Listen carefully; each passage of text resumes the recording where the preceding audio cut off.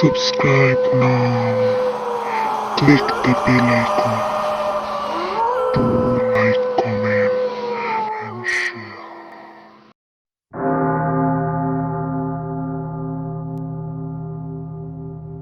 My Jinn Husband. Episode 1. Presented by Lamia. I was swinging absent-mindedly in the garden swing. The light breeze kept tossing my hair around. Just then, I heard my father's voice, "Hey Mushera. Come here, Ma." Reluctantly, I got up, went inside, and stood in front of my father. He was wearing his cap and looked at me. In a slightly angry tone, he said, "I told you not to go out with your hair open. Have you prayed? Quickly put on your scarf." I lowered my head and slowly nodded. Glancing at his watch, he said, "You have 10 minutes left, go pray quickly." I nodded again and walked to my room. My father is very religious. He follows every rule and ritual of our faith to the letter. That's why the people in our village respect him greatly and come to him for help with any problem. I am Mushera, my father's only daughter, and I recently passed the admission exam for the madrasa. At home, it's just me, my younger brother, and my father. I don't know where my mother is.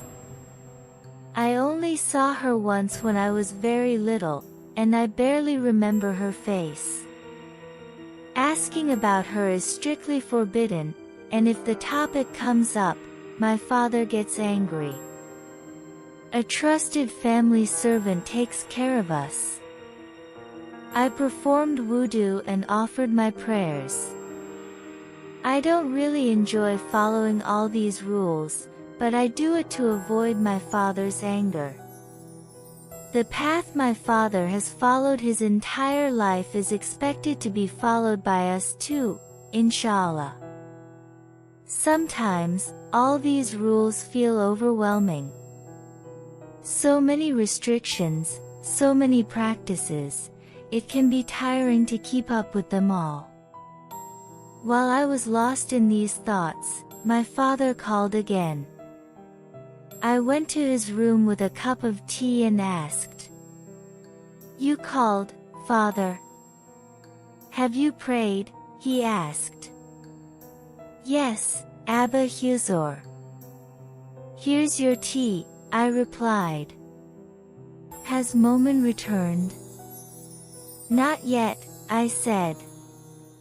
In a stern voice, he said, "Still playing outside? How many times have I told you to spend the evening learning some hadith? He better come today." My heart skipped a beat. Today my brother was in trouble. Momin, my younger brother, is 11 years old and studying in the 5th grade at the madrasa. My father returned the teacup and said, "You go inside. Some people are coming to discuss something important." He never lets me appear in front of visitors. He always tells me to stay behind the veil. I went back to the kitchen with the tea. In the evening, my father stays in the prayer room for a long time. We are forbidden to go there. Sometimes I peek and see him sitting in the dark, the door closed. I don't even dare to ask why, because if I ask about something he doesn't want to share, I get scolded. The atmosphere is scary at this time. All the lights are dim. A light, cold breeze flows through the room. My younger brother tiptoes into the room and whispers, "Bubu, where's father?" I reply while washing my hands. He's in the prayer room. Go wash quickly and sit. Momin laughs and goes to his room. Many of my friends say that my father keeps jinn and talks to them. I can't convince them otherwise. My father never does such things. I have never seen it myself. Some tease me, do you want us to tell you? Your father is such a great scholar. He surely doesn't have jinn. I ignore such comments. But sometimes, I think, wow, if my father really had a jinn, I'd love to see them once. Hearing this, my younger brother laughs, hugs me, and says, Bubu, you're so scared. You scream even if you see a tiny cockroach. How will you see a jinn? I get annoyed and don't tell him my thoughts. Around 10 p.m., my father came out of the prayer room. I was setting the table. He sat down with a thud. He poured a glass of water and drank it in one gulp. I asked, worried, Father, are you tired? He didn't reply and called Momin to eat. While they ate, I kept glancing at my father. His forehead had wrinkles, and his face looked worried. Even though I knew it wouldn't help, I asked, Father, are you worried? He glared at me and said, Did I not forbid you from talking during meals? I felt a little hurt and whispered, I won't say anything anymore, Father. He said nothing else. After finishing his meal, my father went to his room. Before going to my own room, I peeked in once and saw him reciting tasbih in the dark. Without disturbing him, I went into Momin's room. He was asleep. I covered him lightly with a blanket, slowed the fan, and went to my room. I turned off the lights and lay down. Sleep wouldn't come. My father's worried face kept flashing in my mind. Why doesn't he ever tell us anything? Why is my father like this? All other fathers are so nice. They take you out, always show love, pat your head, tell stories, and help you sleep. I get none of that. As I shook off these thoughts and tried to sleep, I saw a shadow on my room's floor. The shadow was long and moving toward my room. I panicked. Could it be something else? Should I scream? Before I could react, I realized the shadow had entered my room. I closed my eyes in fear and started silently reciting Quranic verses. I could feel someone approaching me on tiny steps. They were very close now. Mushera, you're done for. I whispered to myself. He came and sat beside me. Tenderly, he was running his hand over my head. I really wanted to see him. Why is he stroking my hair so gently? I wanted to open my eyes and look, but I didn't have the courage. Suddenly, I heard muffled sobbing beside me. The one sitting next to me was crying. Wait, do jinns cry? Do they care for someone like this, stroking their head? I realized he had gotten up and left my side. Surely, he must be leaving now. If I don't see him now, I might never get the chance. With fear, I opened my eyes. Sure enough, the shadow had left my room. I quickly got up and followed it. On the balcony, under the light, I saw, it was my father. He was heading back to his room. Why did my father come into my room like this? And why was he crying? Quietly, I reached my father's room and stood at the door. He was muttering something to himself while sitting in the rocking chair. Normally, I would have asked for permission before entering. But now I didn't feel like talking. I quietly went and sat at his feet. My father was startled and looked at me. He placed his hand on my head and asked, "Not sleeping?" "Father, can you tell me what's wrong?" "Nothing, my child. It's late, go to sleep." "Father, please tell me. I won't be able to sleep worrying." He smiled faintly and said, "Every father gets a little like this when their daughter grows up."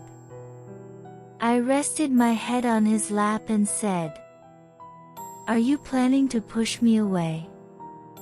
"Push you away? Girls are a blessing. Who can push away a blessing?"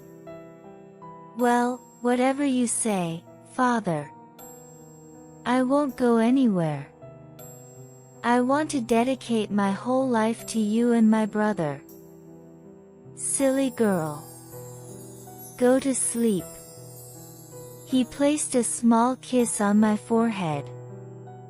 Without saying more, I left. I had rarely seen this side of my father.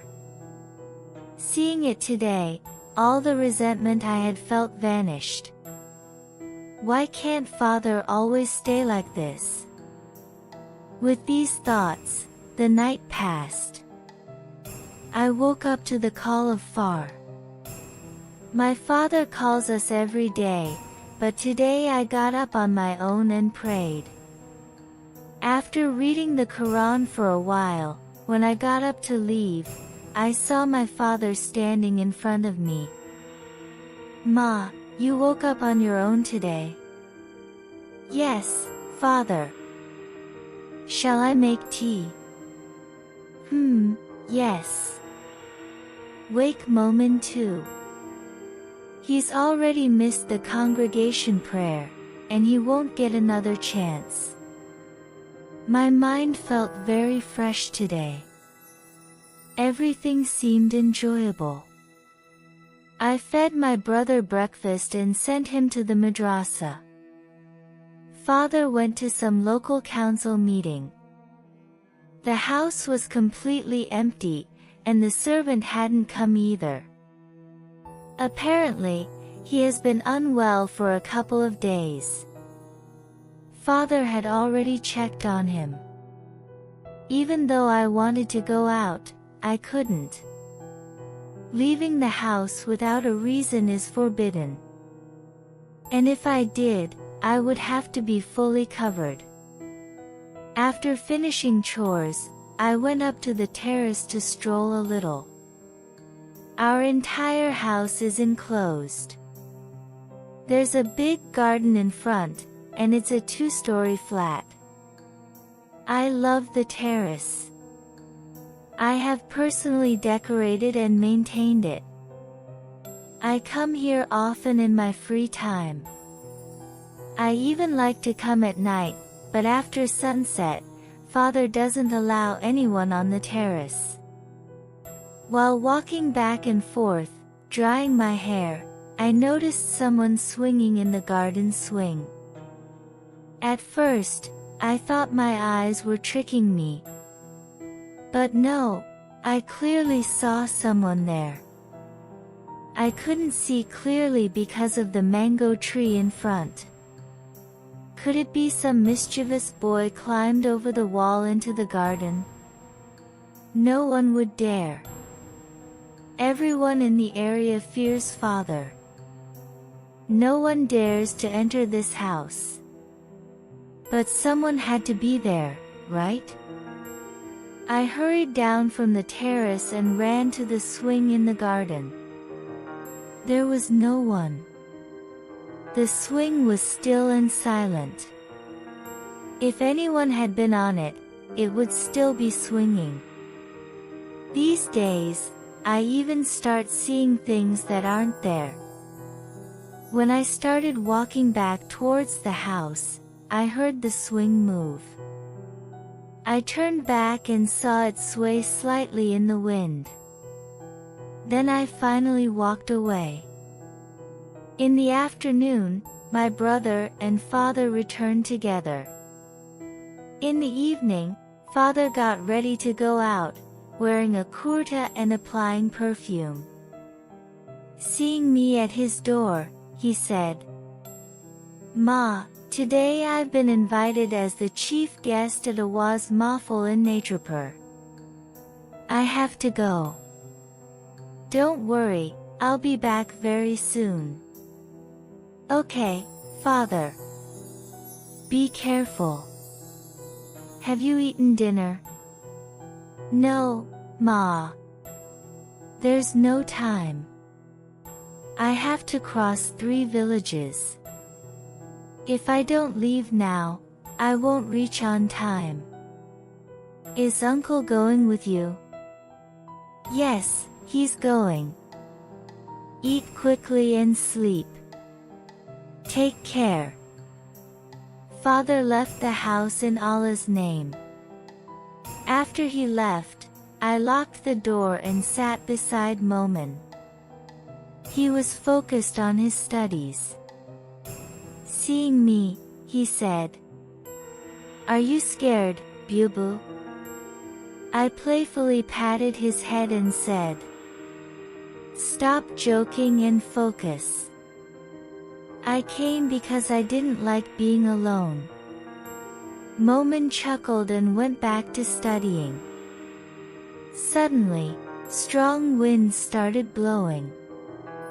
It seemed like a heavy rainstorm was coming.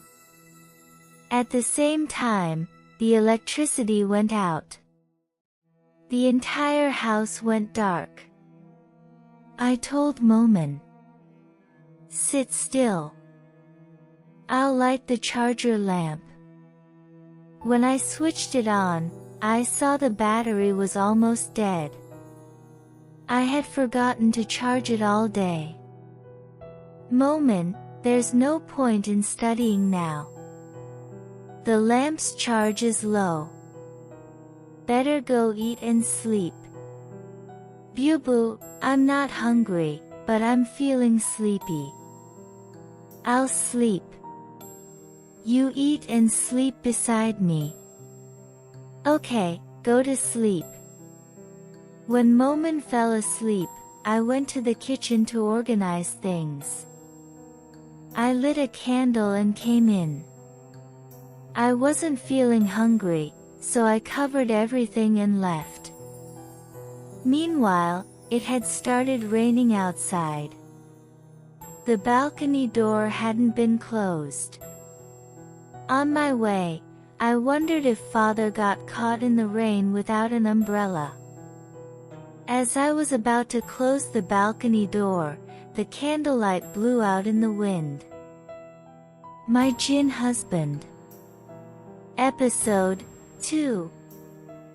Presented by Lamia. When the candlelight went out, the balcony was engulfed in darkness. I was scared. I just wanted to lock the door quickly and run back inside. As I tried to pull the door, I noticed a figure in the corner of the balcony. Though I couldn't see clearly in the dark, I realized someone was sitting there. To understand better, I carefully stepped closer toward the corner. As I reached out my hand, I felt someone's breath on it. Terrified, I stumbled back a bit. I screamed loudly. Who's there? Answer me. A soft, gentle voice replied. Don't scream so loudly. It's disturbing my worship. Please come inside. I was stunned. How could a boy come to our house? And doing worship here? In a shaky voice, I asked. Who are you? How did you come here? Again, in a calm voice, it said. Don't be afraid. Stay calm. My anger flared. A stranger man, and here he was, secretly sitting in my house, telling me to stay calm. I answered sharply. Calm? What do you mean by calm? Who are you? How dare you sneak into someone else's house without shame? Come out right now. Then a voice called from behind. Bubu, why are you screaming? I turned and saw Momin standing behind me, holding a candle, his eyes wide. I pointed to the corner of the balcony and said, Look, brother, a boy has sneaked into our balcony. He's not even telling his identity. Momin stepped forward and checked the corner with the candlelight. Then he looked at me and said, Bubu, there's no one here. I stared at the corner in disbelief. Truly, no one was there. So who had been talking to me all this time? I hadn't imagined it. Brother, someone was here. Momin pulled me inside and said, Bubu, let's leave this place. There's no one here. I think you were just scared. I'll lock the door.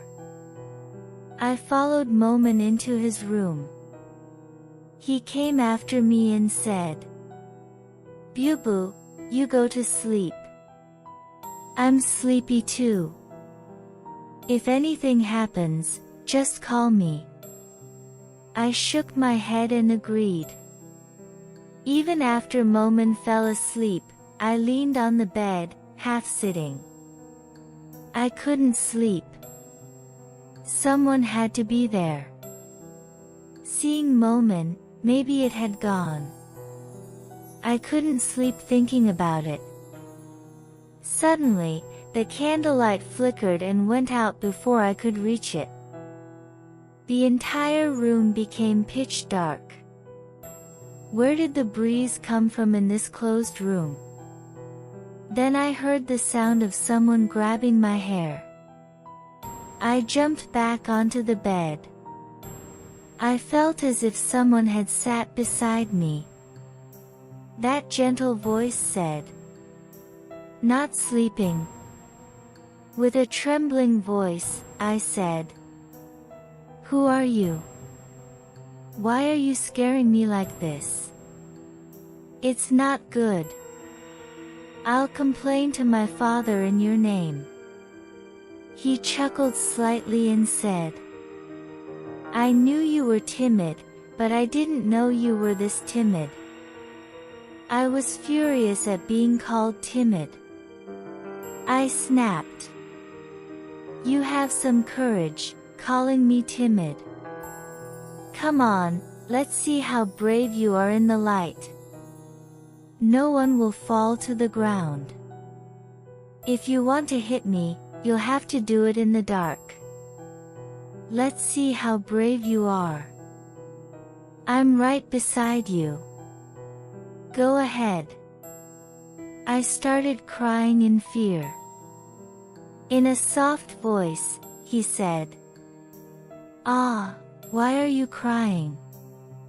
Did I scold you? Yes.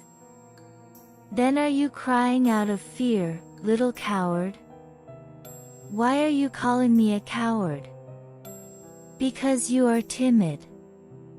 I stopped crying and said, "Look, this isn't right. But can you please tell me who you are? The one you've been longing to see, it's me." I froze. I've always wanted to see a Jinn. Oh my God, it's standing right in front of me. In fear, I pushed my brother with my hand. It jumped up. "What happened, Bubu?" As my brother got up, the heavy presence beside me vanished. It meant the Jinn left when my brother came. Seeing my silence, Momin shook my body and asked, "Bubu, why did you call him?" "Nothing. Go to sleep. Don't wake me up like this again." Momin lay back down. What foolishness I had done. I woke up at 6 a.m.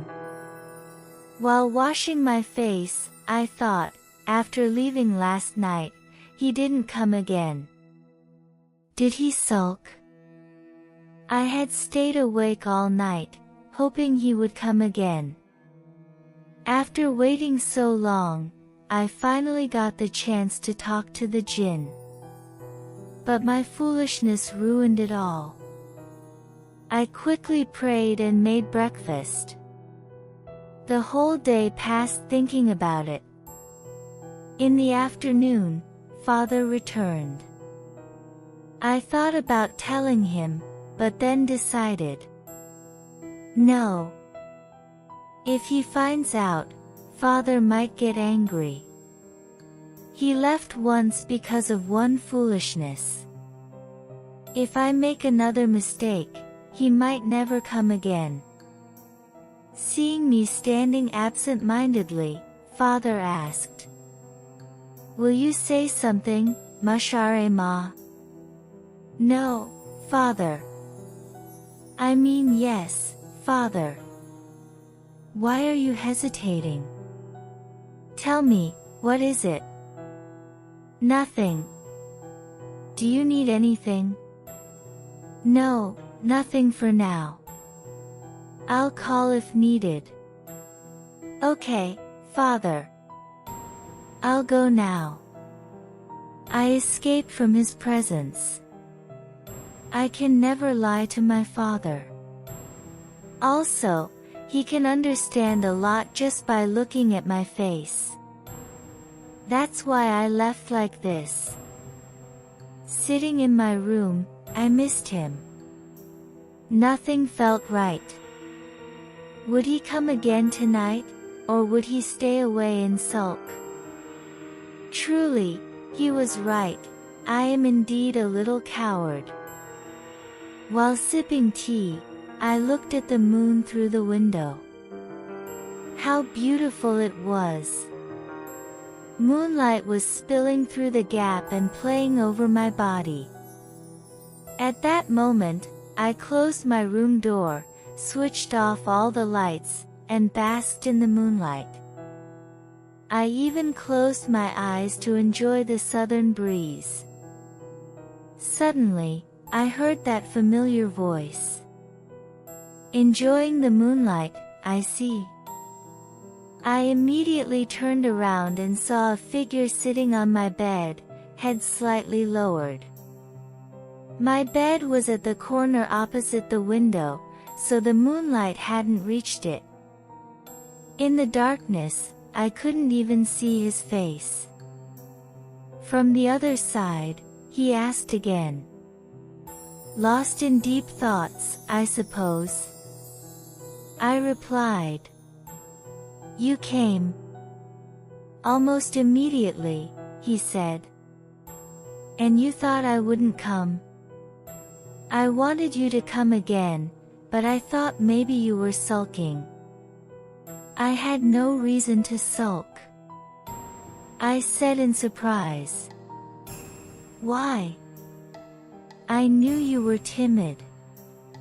You would do something like this at first, so I didn't sulk. You're calling me timid again. What else should I call you? You are timid, you know it yourself. I froze. Oh my God, he even knows my thoughts. No, I can't let him know, I won't admit it. I muttered. No, no. You just made something up. From the other side, I heard his laugh. What a beautiful sound. Do boys laugh so freely? Forget that, his laughter was far more captivating. He stopped laughing and said, "All right, you're not timid. Very brave." Hearing that, I felt a little proud. After all, a jinn was complimenting me. Suddenly he said, "Mushare, there's a cockroach near your hand." I dropped my cup and screamed, "Oh my God." I jumped back 3 steps from the window. That smile of his. That enchanting smile seemed endless. Teasingly, he said, "You really are very brave." Pouting in indignation, I felt my dignity vanish.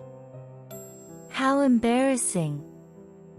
Meanwhile, a knock came at my door. Oh no, did someone hear me scream? What should I tell father? I thought as I opened the door. It wasn't father, it was my little brother. He immediately asked, "Bubu, why were you screaming?" "Nothing. A cockroach came on me." Momin laughed for a moment and said, "Such a scaredy Bubu." I glared and said, "Go away from here." "No. I'm hungry, let me eat first." "Has father returned from the mosque?" "He'll be back. Let me eat first." "Okay, I'm coming." Momin agreed and went to his room. I tried several times to get his attention by calling, "Hey," but got no response. That made me sad. Without saying anything, he left. My brother didn't get a chance to come either. I switched on the light, picked up my teacup from the floor, and went to the kitchen. That night, he didn't come again. Strange. Even though I didn't see him, I kept waiting anxiously. The time I spent talking to him felt so delightful. It seemed like he only enjoyed teasing and arguing with me. Now I didn't feel alone anymore. I could sense him nearby, even if I couldn't see him. From that day, he didn't appear for 2 days. Doesn't he realize that his little timid one misses him terribly? Ugh, my mood was terrible. Nothing felt right. Such a naughty jinn. Let him come now, I won't say a word. From another room, father called. "Mashare ma."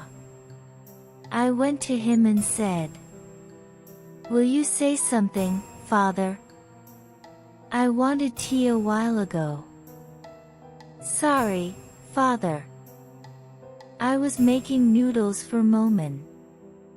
"I'll do it now. Please sit. There's no time to eat. I have to go somewhere to give a fatwa. Bring me my Punjabi." "I'm bringing it." When I brought the Punjabi, I saw father with a strangely serious expression. "Father, Are you worried about something? Roishbai has a stomachache. How can I go alone so far? I need someone with me. Then take Bai with you. How will you stay alone at home? Father, it's just one night. You go with Bai. Don't worry about me. Okay, take care. At dusk, Father left with my brother. The whole house was empty with just me inside. Not knowing what to do alone, I half lied on the bed and started reading my hadith book. Suddenly, a gust of wind entered through the window. At the same time, the lights went off. Terrified, I sat up. In a soft voice, he said, "Don't be afraid, I'm here." I turned my face and said, "Even if you hadn't come, it would have been fine." "You're sulking." "What's the point of sulking?" I didn't know timid ones sulk this much. "If you wanted to know, now you do." "Do I have to hold your ear or stand on one foot?" "Neither." "Will you sulk?" "If I do, what will you do?" "Okay, I'm going," I said hurriedly. "No, don't go." There was no response from the other side.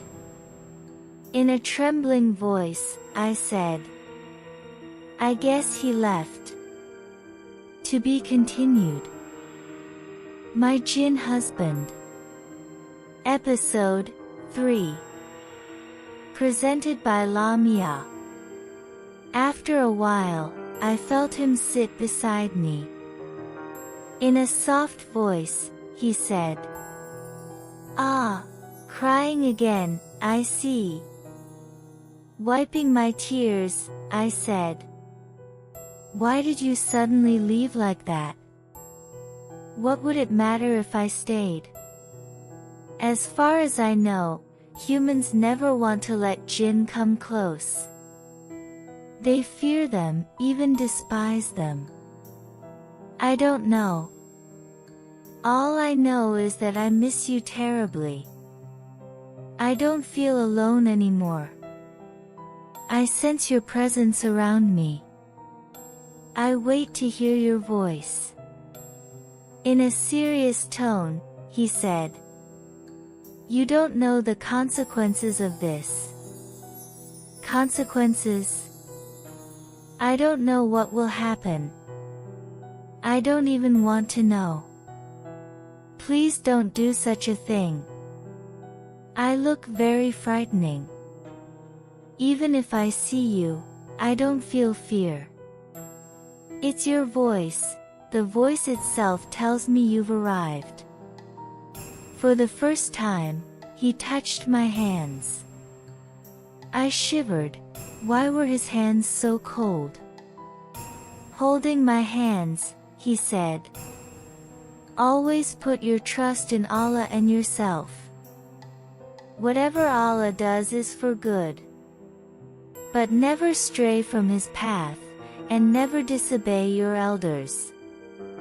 I don't know if I'll meet you again, but you will always remain in my thoughts. May Allah help you." I was stunned. What was he saying? Where would he go? Would I never see him again? I held his hands tightly and asked, "You won't come again? You're leaving your little timid one?" In an instant, my hands went empty. He had vanished. My room lights had turned back on. I could no longer hold back my tears.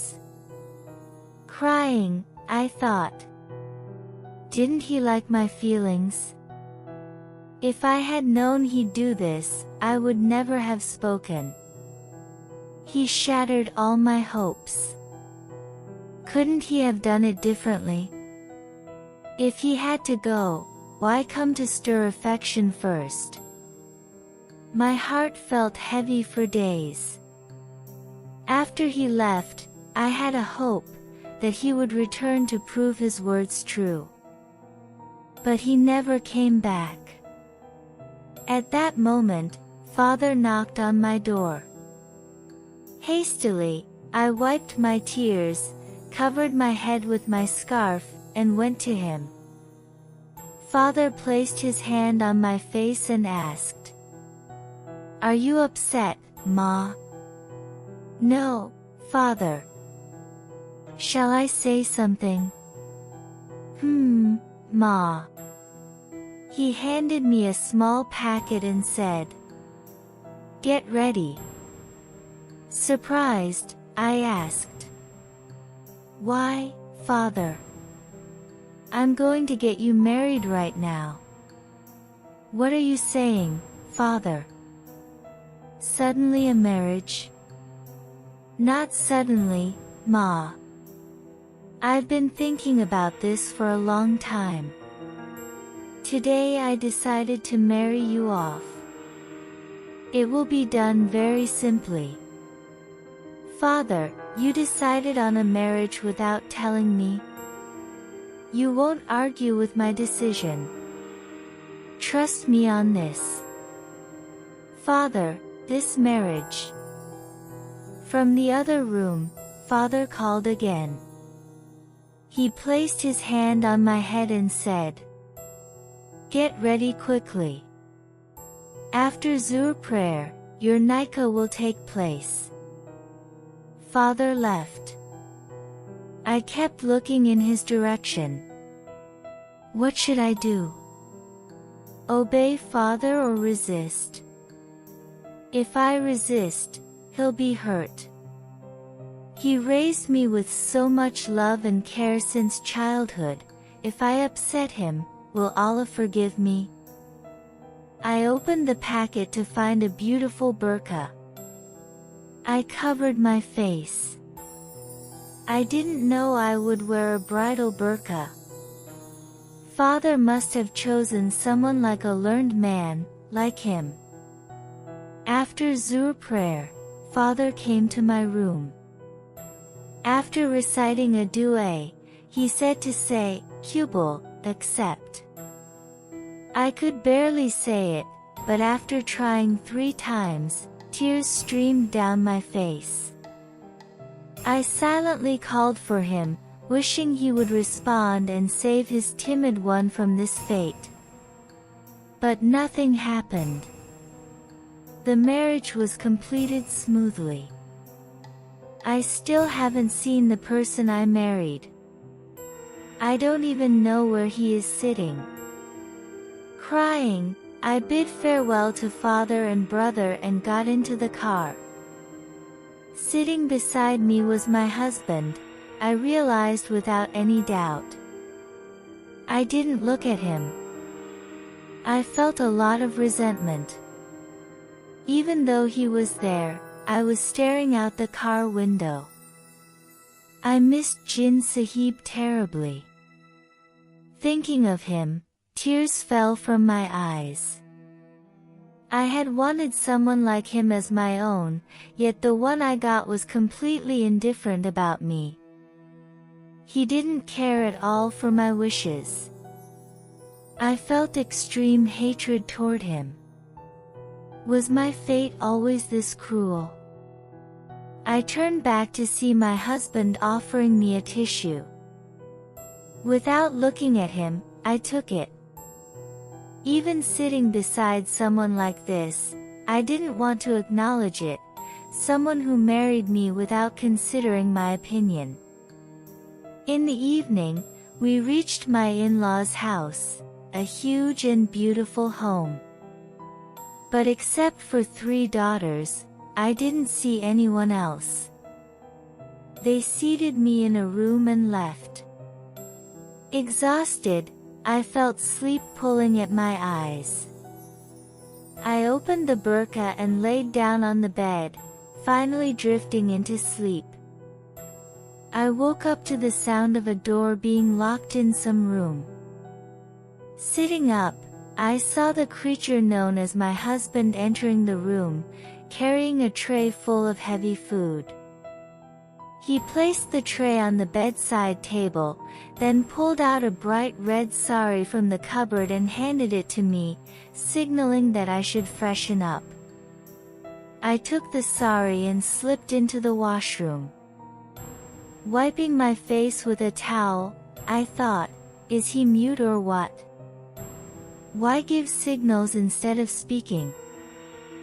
Father finally married me off to a completely silent boy. Allah! What will happen now? When I came out, he was sitting on the bed, holding the food. With a gesture, he asked me to sit beside him.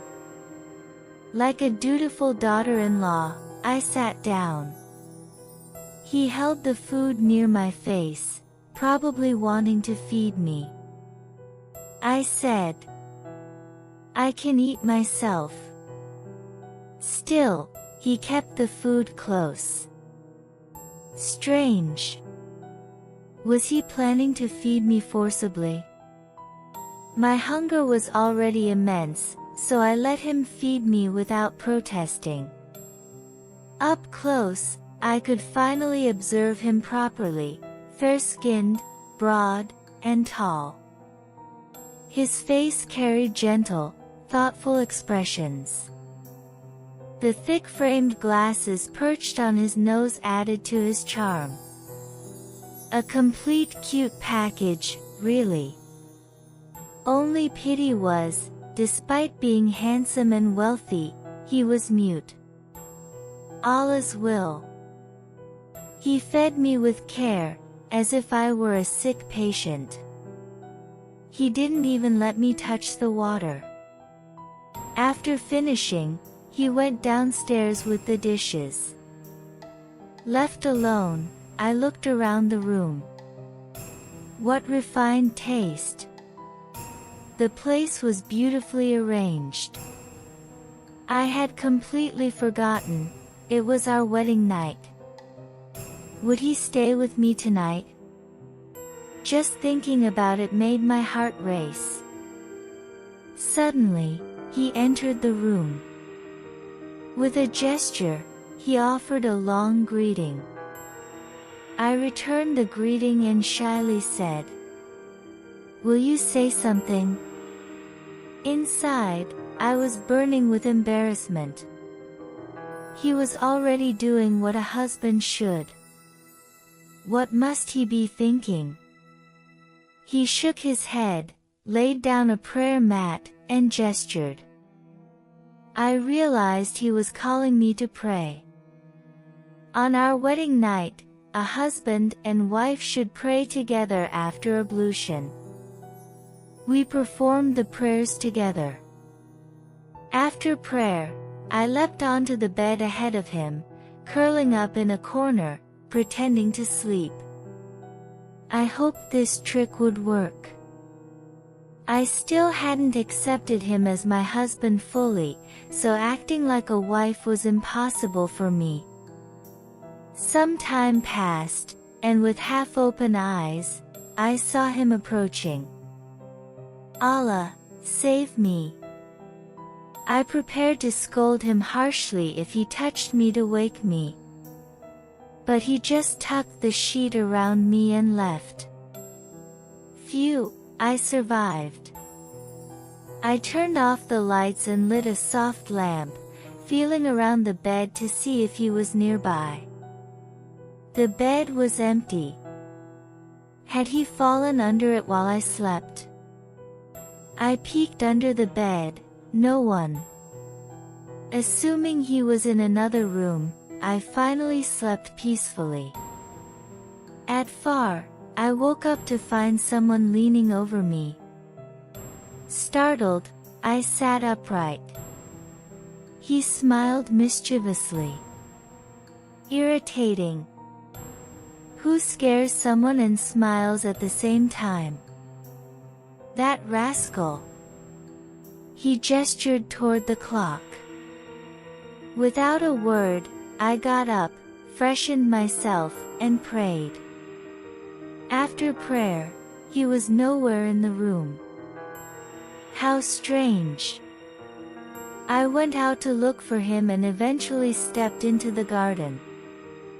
A mild breeze rustled, birds chirped. I closed my eyes, inhaled deeply, and savored the fresh air. Opening my eyes, I found him standing before me with a cup of tea, gesturing for me to sit beside him on the swing. What was happening? Why was he being so considerate? The care was almost uncomfortable. I drank my tea and went to the kitchen. The house was large, with many rooms. In the kitchen, I found two girls preparing breakfast. Seeing me, they greeted politely. One said with a smile, "Why trouble yourself in the kitchen again, Bobby? Will you do everything alone, sisters? I'll help a little." The other replied, "You're the new bride. If you don't do these things now, nothing will work. For the next few days, serve our brother." Both giggled. Their words embarrassed me, but talking with these friendly girls eased my discomfort. After we ate together, he disappeared, not saying where he went. When I went to bathe, I couldn't find a sari to wear. I hadn't brought anything from home. Then I remembered, last night, he had pulled a sari from the cupboard for me. I opened the cupboard and found a collection of saris and jewelry neatly arranged. Wow! He had prepared everything even before the wedding. I should have felt lucky, but I didn't. I hadn't wanted this.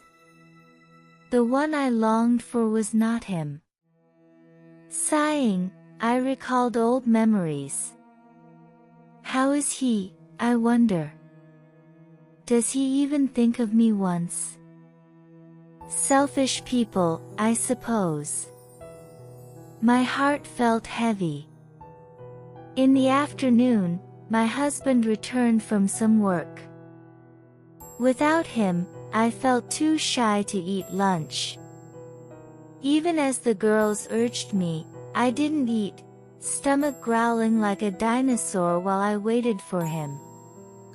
After all, I was the new bride. I had to handle these things a little.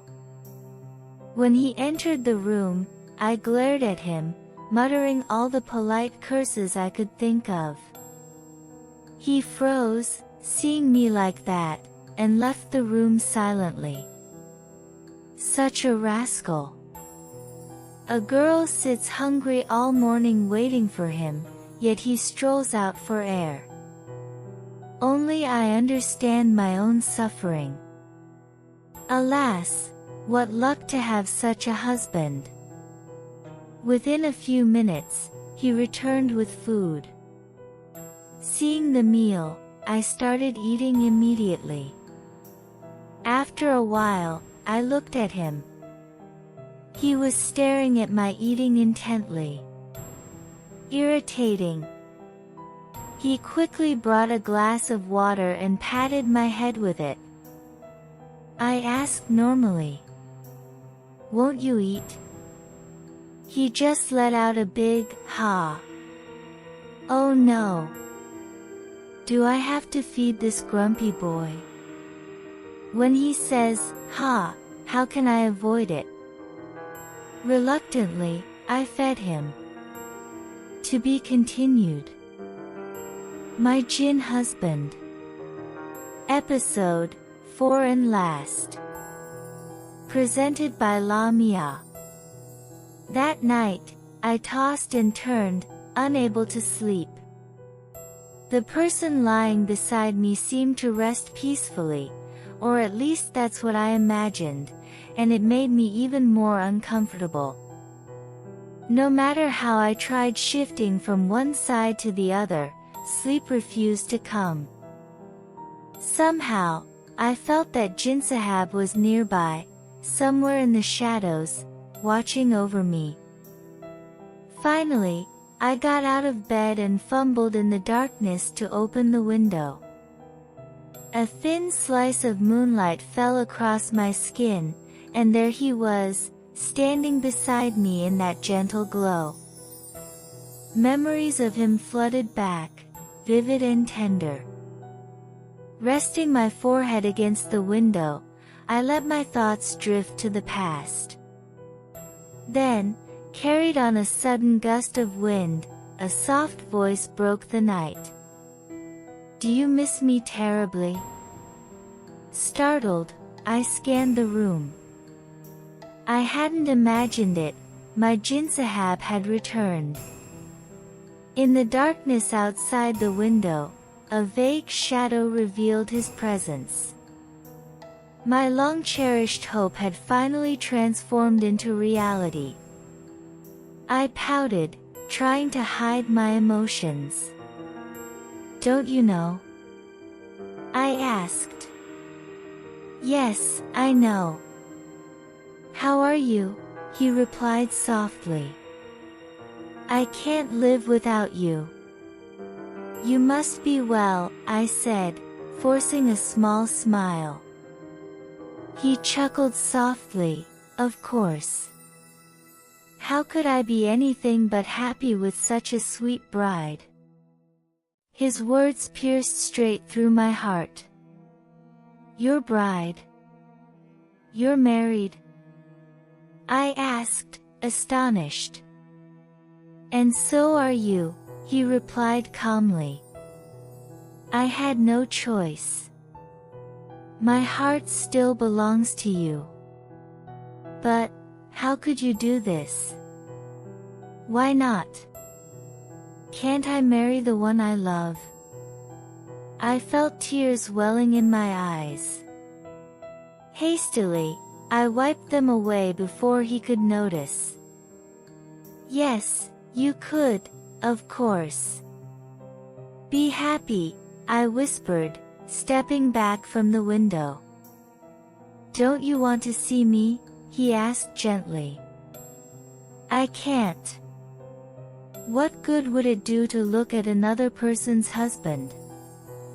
Even so, seeing me might bring some peace to your heart," he said, stepping fully into the moonlight. I stood frozen, my mind numb with shock.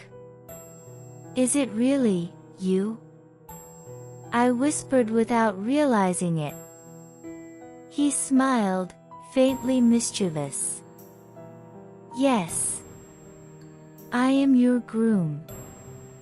"How is this possible?" I asked. "When your heart's desire is strong, anything is possible," he replied. "I hope this isn't some illusion." "Not at all. I am Mustafa, your father's trusted Jinn. I grew up in his care, and by his command, I married you," he explained. "Your father agreed. He always hoped his daughter would marry a Jinn equal to his son.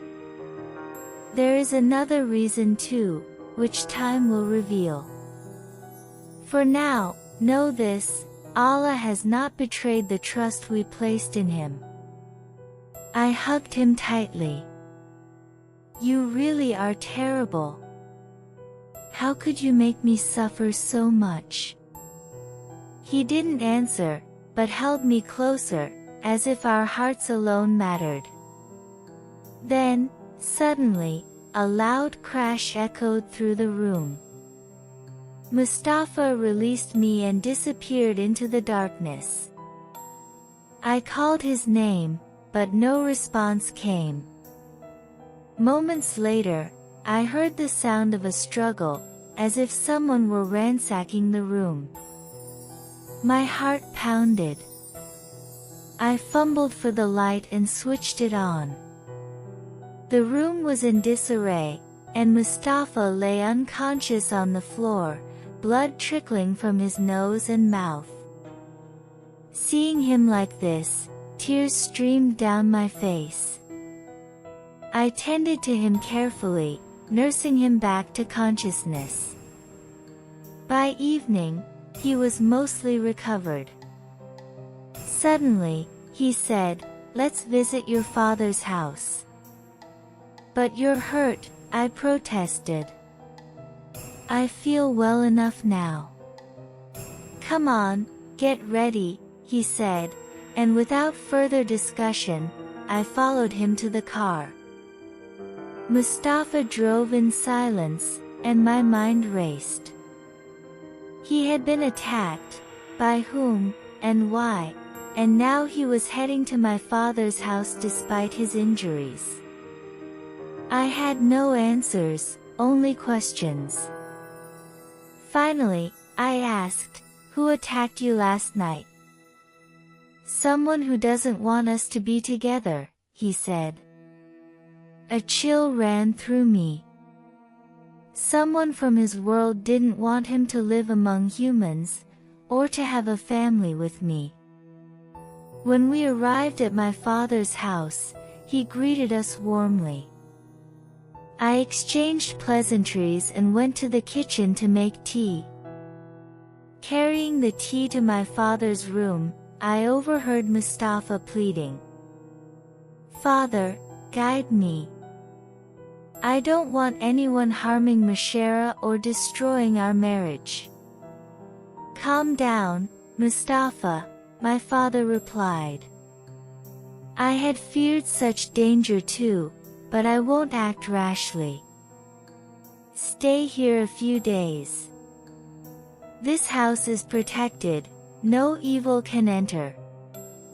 Hearing this, my hands and feet trembled. Mustafa gestured for me to enter. I smiled faintly, leaving the tea, and went inside. My mind spun with 1,000 questions. Until I learned everything from Mustafa, I could not find peace. That night, resting my head against his chest, I whispered, "Please, tell me who wishes to harm us." "There is someone," he admitted softly.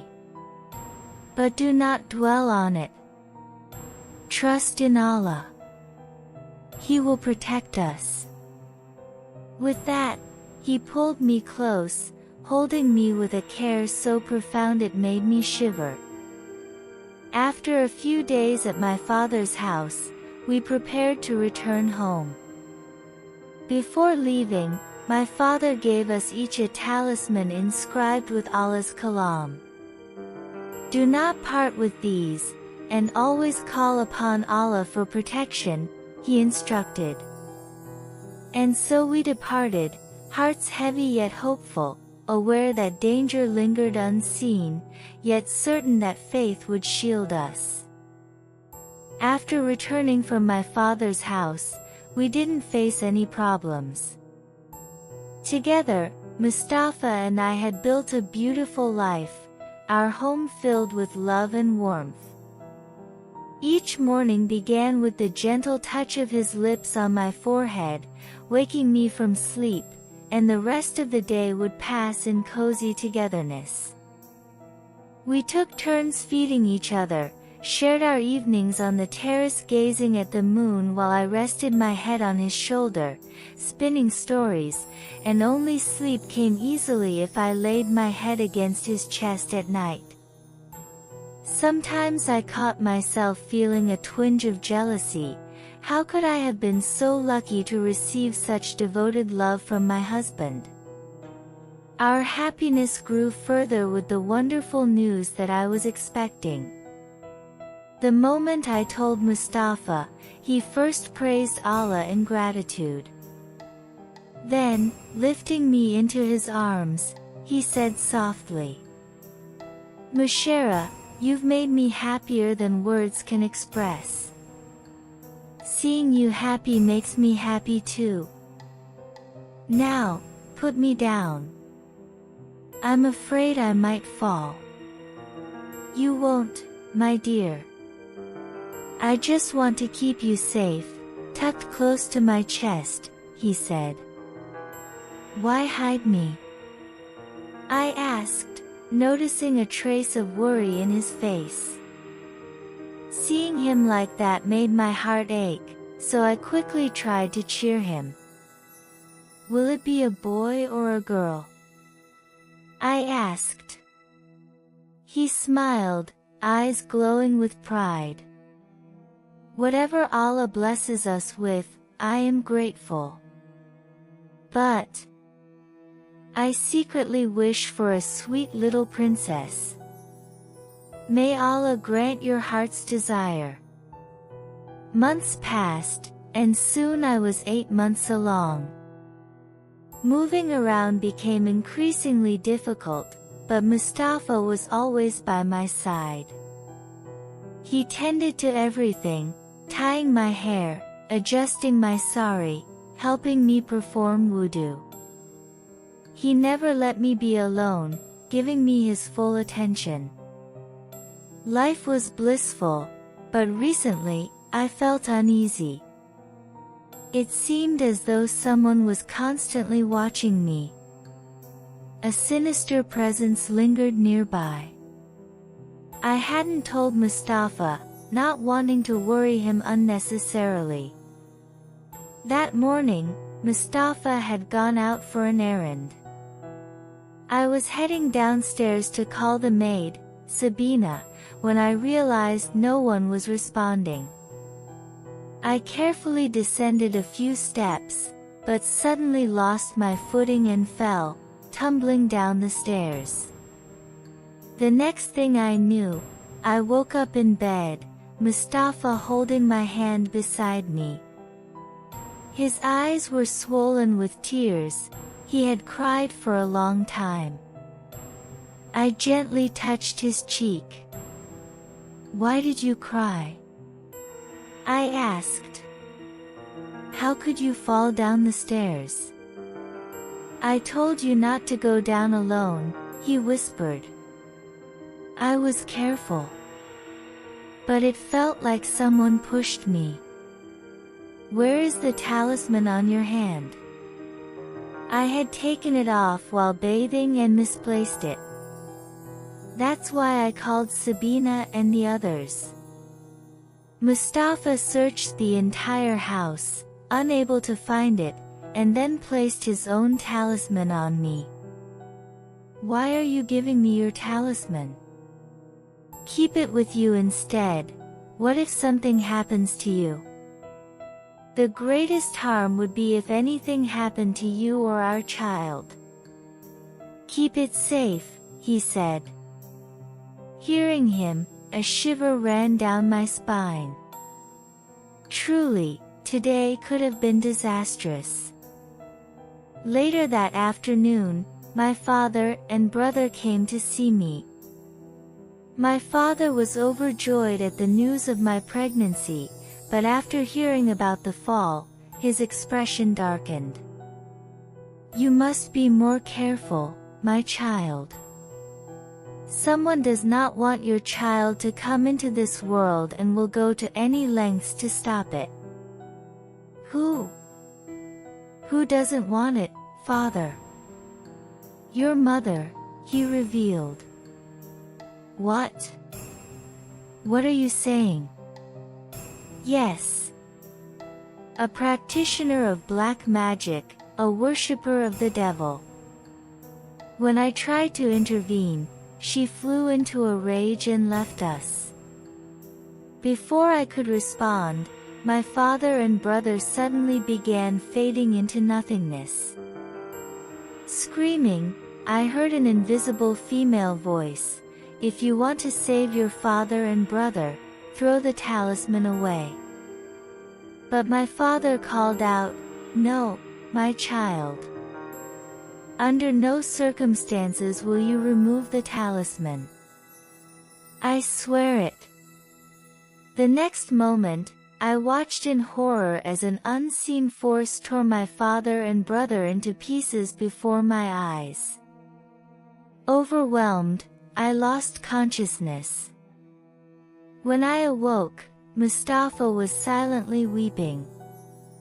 I held him tightly, whispering, "That witch, she's killed my father and brother." "Calm down, Mushera," he said. "I have no power to confront her now. All my strength is gone. Under no circumstances will you remove this talisman. She won't harm you, will she? Don't worry. Nothing will happen. Now come, sleep." But at midnight, I woke to find Mustafa gone. On the wall, in blood, was a message.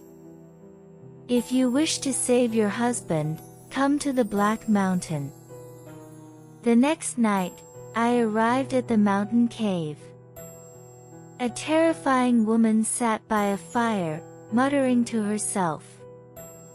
Mustafa was trapped inside a small bottle. I could hardly believe it. This wicked woman was my mother. She saw me and hissed, "Remove the talisman." "I won't." "What will you do?" I shouted.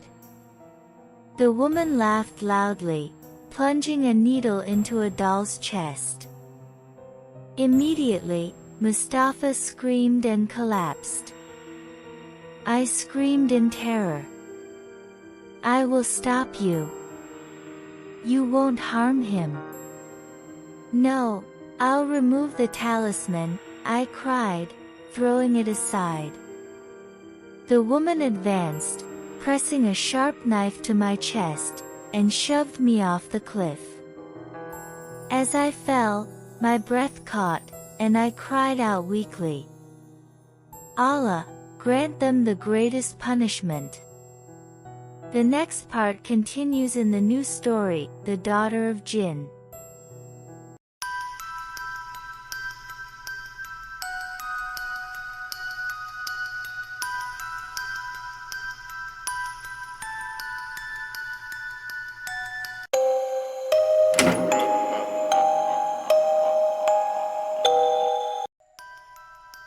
Dear viewers, if you enjoyed our channel's stories, please make sure to subscribe to the channel, like and comment on the videos, and most importantly, subscribe to the channel.